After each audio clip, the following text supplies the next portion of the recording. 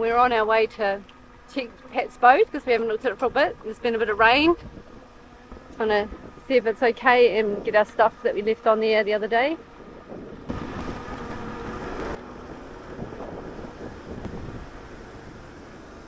I'm back in the electric chair. My POTS is playing up and I have lots of dislocations at the moment, so I'm taking it easy, but still good to be able to get around.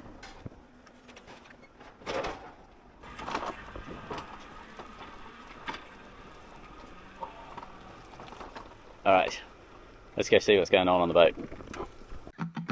Brupeg was a sunken fishing trawler that was stripped out and ready for the scrapyard. She's just completed a 10-year rebuild that's brought her back to life. With the help of volunteers and funded by our Patreons, community and subscribers, she'll be crewed by passionate people from around the world. If you'd like to be involved and support the project, please consider joining us on Patreon or subscribe to the channel. There's a link in the description below.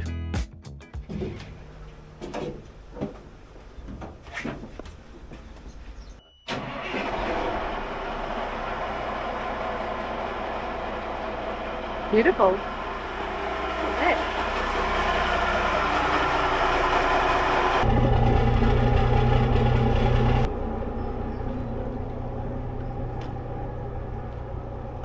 Dame's just texting Pat just to let him know it's all good. All fittings. You can see how hot it is. Look yeah. Poor forehead. This is not a heat wave, this is just Queensland now, right? Yeah, this is standard Queensland. We were at the Ocean Centre and we found this little beauty. Dame has been trying to figure out how I can get back on the tools, and little things really help. I can't hold things up. So this is a drop saw. This is what we use for wood. It looked like it was pretty much new when we got it really, really cheap. So it's inaugural starting, the inaugural moment. I'm just going to chop these. These are little slats or battens, or I don't know what you'd call that. What do you call that, Dave? I don't know, slats or battens? These are what goes underneath our insulation, under the waterline on the hull. What it does is that distance there is a buffer, and any condensation runs down into the bilge and the insulation goes on top, and then another bit of insulation, and then the wood or whatever we're doing. So all of the lower deck has to be done this way.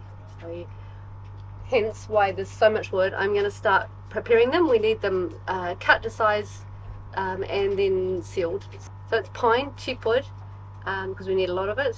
And we're moving from epoxy resin to polyester resin. It's a third of the price, and all it's doing is sealing the wood so it doesn't go moldy, so it doesn't off gas, because you know at the end of this part here of wood just endlessly off gases. Some woods do eventually stop, but most don't, and it's a lot of wood down there, and a few of us on board are sensitive to wood smells, so we're going to make sure that that is sealed up. And I just love the thought of sealing wood, because you don't have to deal with them going rotten, mold, all of that stuff. It's just a pain. So I'll carry on.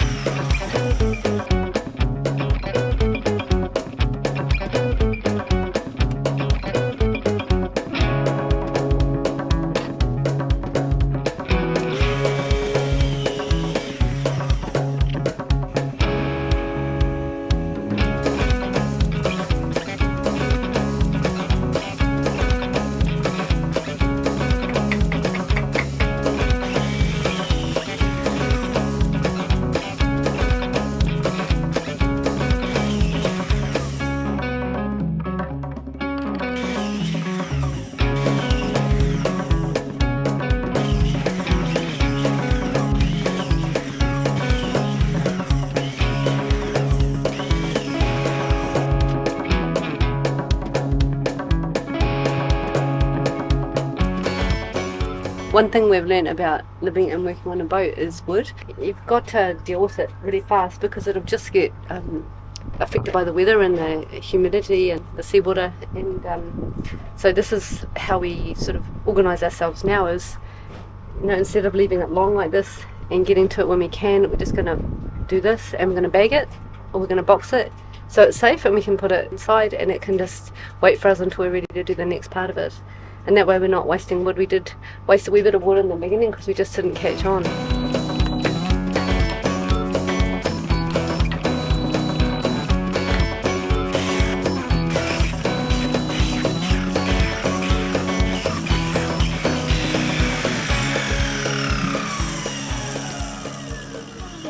So because this is such a big job, we're just going to start working away at it. That's going to tip over. Like Tetris, but different.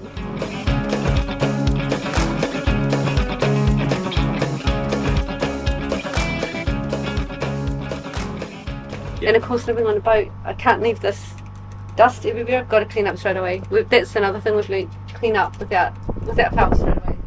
One of the nice things about getting into a rhythm, being a working boat in the water, is that when someone's done a job, everyone piles in to help them clean up fast. Works great. So how do you make sure that they're not bagged and get condensation on them if it's like an airtight plastic bag? And how do you find room for these things? Well, we figured it out. Look, shopping bags. Awesome. They won't get any condensation. Hopefully they'll last, but I should be onto this job probably by the end of the week. So I'm away for 2 days and then I'm back.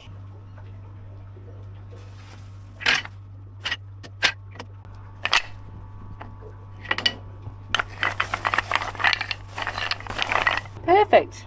Okay, so now I know 8 bits of wood cut down will be 1 bag. Great. I'd say we're probably going to end up doing, I don't know, about 4 of these.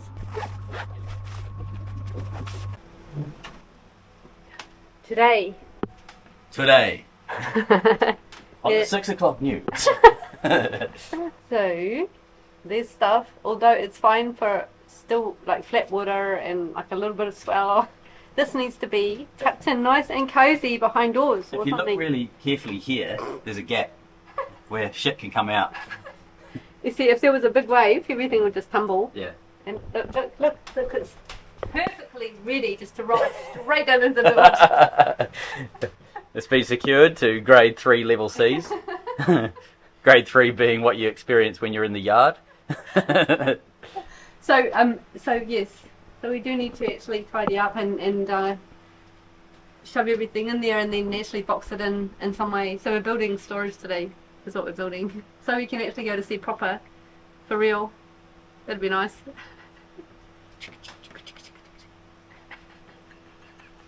Alright. You just let me know when you're done. I'm just going to stay here for all. Well, I'm excited because this actually means, okay, it's almost... It's almost happening. Very cool. So we're going to design and then we're going to execute. What are we building? Tell us what we're building. So we're building 2 things. We've decided on mesh gates. So we'll show you the design in a sec. With my lovely assistant, he'll be showing you what we're doing. Gates here. Woo! So slidey like that. And they'll be on runners, that sort of thing. Up there. And then here, we're going to do buckets. So we're going to have like buckets that pull out.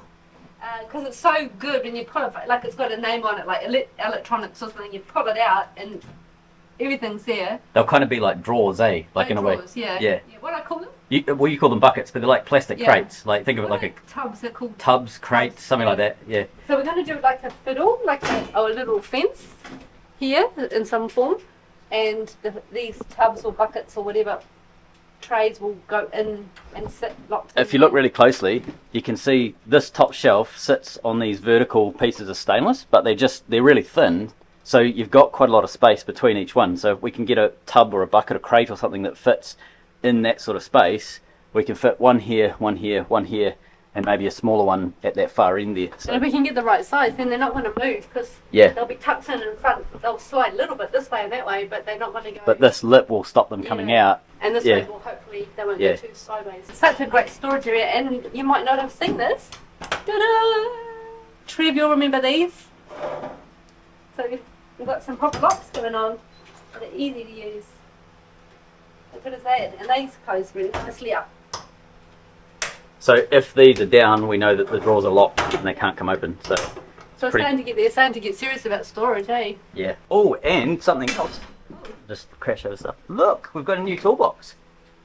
This needs to be fitted, so it's just out of the way, stuffed out of the way at the moment, but it's getting mounted up in here. We're going to move the fan, but the plan is to have the toolbox drawer thing sort of stacked up in here. We'll make a little base for it to sit on, just out of some stainless angle, it'll be mounted on that, and then it'll be bolted to this bench and to the base at the bottom, so it'll be pretty solid.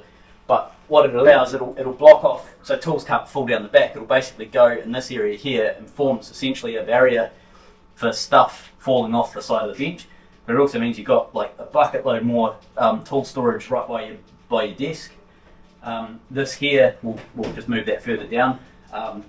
But we're starting to get, because we're running out of space up here, we just don't have enough physical drawers for all of our tools. And that's why this bench has always got stuff on the top, because these are chock-a-block. And having that new drawer system there, we're going to be able to actually start stacking things properly and, yeah, just have a bit more organisation. Didn't you and Scott come up with an idea for that top shelf? Scott came up with this idea. And so this toolbox used to have a lid that closed down. The lid sort of came across the back and then came down, and it locked onto this part of the toolbox. And obviously we can't have a lid in here, so we took that off. But we've basically got a shelf that stuff can fall off. So he came up with an idea of basically making a thing that goes from this side right across to this side here. It's just removable, so we can take it off when we're in ports like this. We can take it off and stack it behind. When we're at sea, we can slot it in like a big fiddle, and it just stops. Sorry, would you make that out of acrylic or? Heavy acrylic, maybe. Like see-through would be very cool, wouldn't it? Yeah, if you made it out of like 8 or 10 mil, something quite heavy. Yeah. That would work. I really love the fiddles upstairs. One of the difficulties on Brupeg is we're a build boat. Like we're actually a boat in progress, and we're going to be in progress for a while. That's just the way it goes when you're doing this on a shoestring and you're doing something kind of big and crazy.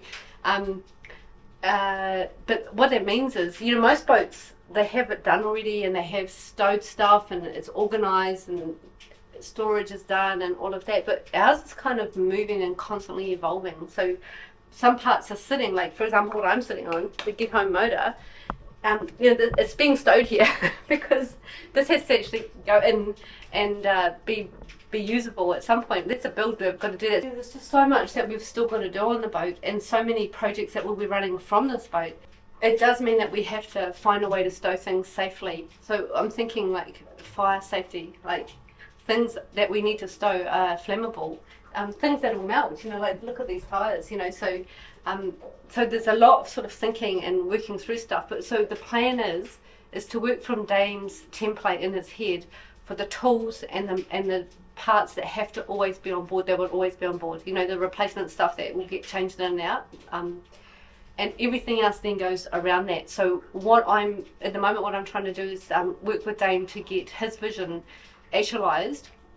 So that then once that's done, then we'll go to the next layer and start organising the stuff that's temporary, that comes and goes, that might change out.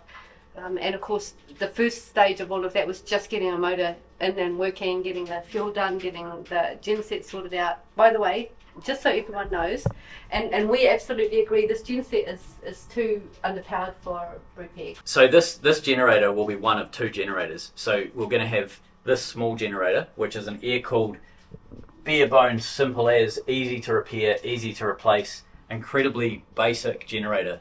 It's not going to be our main generator. So a lot of people possibly think that this is us relying on this as a main generator. We're not. The main generator will be a water-cooled 1500 RPM, 4-cylinder turbo. It'll be a sweep, probably a new generator when we can afford it, when we can fit that into the boat. But this is our backup generator for if everything else stops. This can be hand started if we've got no electricity. It's so incredibly simple and agricultural that we can rebuild it with a set of spanners and screwdrivers. It's perfect for us in the trial stages and the first sort of trips. Yeah. And the other side of it is, when we got this, there's a bit of a backstory here. We were working away one weekend and the yard, and we had a bunch of people, and we had a lot of stuff that we needed to build that weekend, and we had major power cuts and we had no idea when we were going to get power back on. So Trev donated this, so we were able to carry on working with everybody. This saved us basically that weekend. We're able to carry on working and continue getting the boat built. So that's why we've gone to such an extent with this, keeping essentially a generator that was never designed to do what we're asking it to do, and modified it so much so that it will fit in a boat and do exactly what we need it to do. And this thing's actually really surprising. It can deliver more electricity to the boat than our shore power connection can. So when we're able to run off this generator, we actually have more power available than we do when we're connected to the marina. So it gives you an idea. It is small, but it is pretty effective at what it does. What is the temperature in here? Oh, it's easy. It's only 31 degrees. No. It's a balmy. Oh, there we go. And we're not going to die from CO2 or. Yep. It's not 31. It'll flick over in a second. It's not 31. I promise you. Maybe it's 31 degrees, but the humidity is like crazy. Maybe that's what the problem is. Maybe. We're both falling with sweat. Yeah. So the plan is to use some 75 by 3mm flat bar, or 3" by 1/8. I think that is off the top of my head. We're going to weld this up here like that, and it gives us essentially a right angle to, like a base to work off. And then we're going to start stacking verticals, 30mm high flat bar, another 30mm high flat bar, so we end up with 2 channels. And then we're going to use this 25mm box section, and that's going to become the doors that will slide back and forth in this channel. So it's like essentially like a sliding door arrangement. So that box section will slide back and forth on the flat bar like so. And then we're going to do practically the same thing at the top, a flat bar with 3 vertical 30mm by 3mm by 30mm flat bar verticals, so we end up with the opposite channel.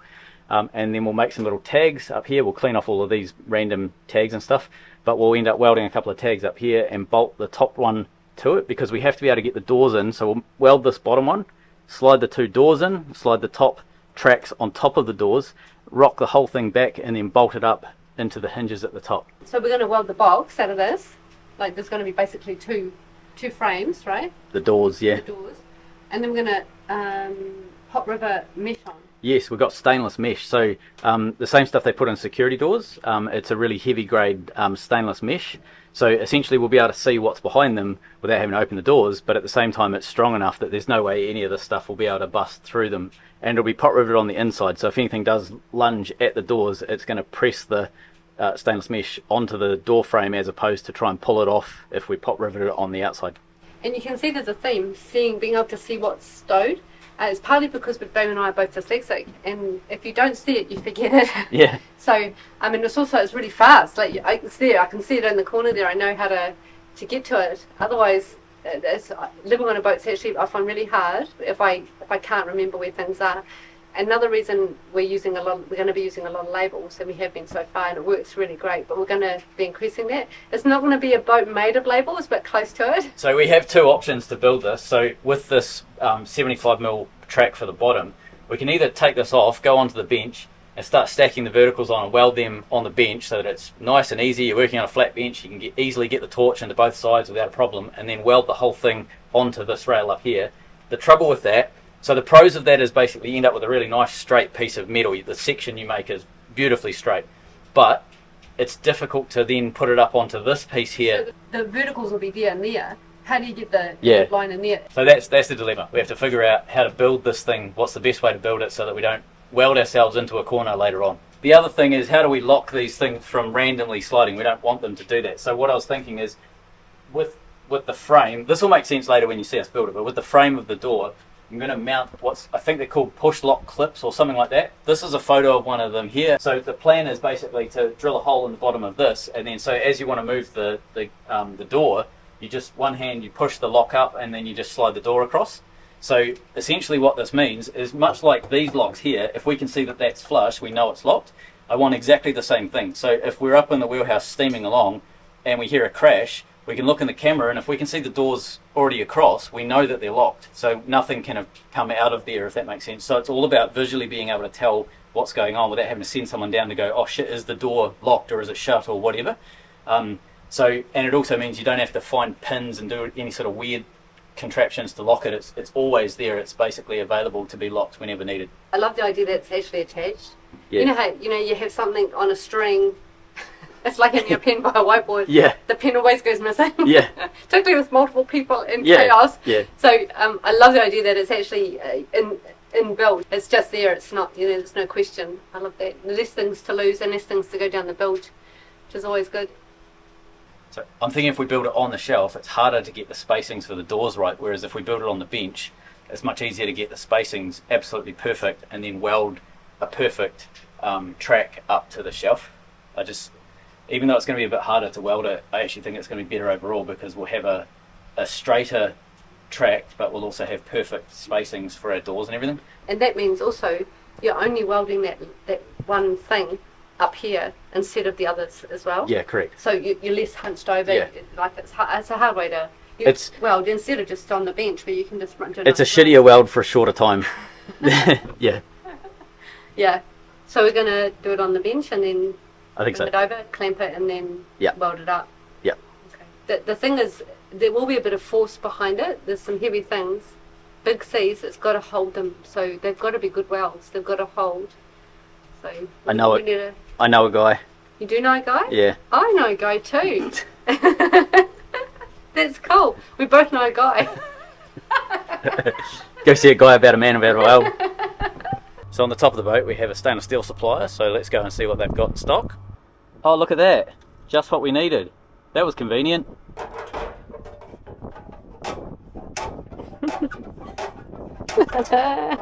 Just unrusting it.